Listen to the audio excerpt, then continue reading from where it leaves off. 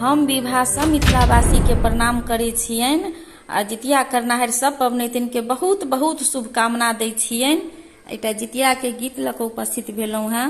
लाइक share subscribe करऽ नहि बिसरब, जरूर सब्सक्राइब करब। तऽ ई गीत सुनू मैथिल।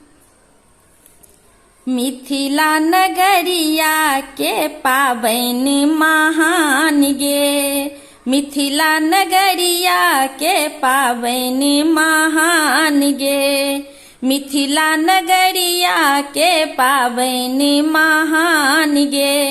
सप्तमी के दिन मरुआ रोटी पकाएब, मारा माछक चटनी बनाएब।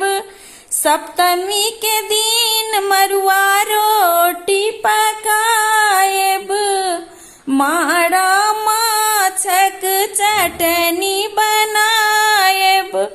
गोतनी ननदी संग मिली, गोतनी ननदी संग मिली करब हम जलपान गे। मिथिला नगरिया के पाबनि महान गे, मिथिला नगरिया के पाबनि महान गे, मिथिला नगरिया के पाबनि महान गे।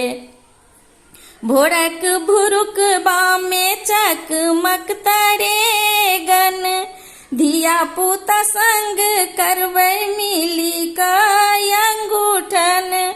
भोरक भुरुक बामे चकमक तरेगन, धिया पुता संग मिली करबै में अंगूठन। चूड़ा दही गुड़, चूड़ा दही गुड़ या मोट से हो गे। मिथिला नगरिया के पाबनि महान गे, मिथिला नगरिया के पाबनि महान गे, मिथिला नगरिया के पाबनि महान गे।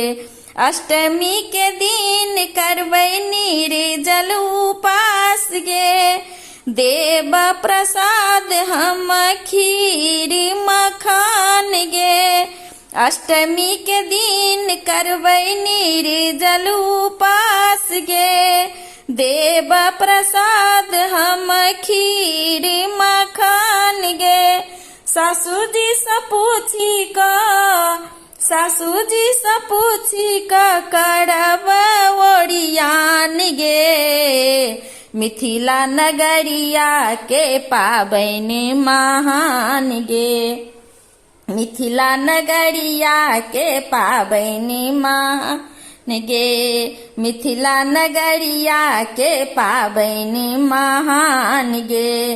बांसक डाली में फल फूल सजाएब, जितवाहन के हम मन सो मनाएब।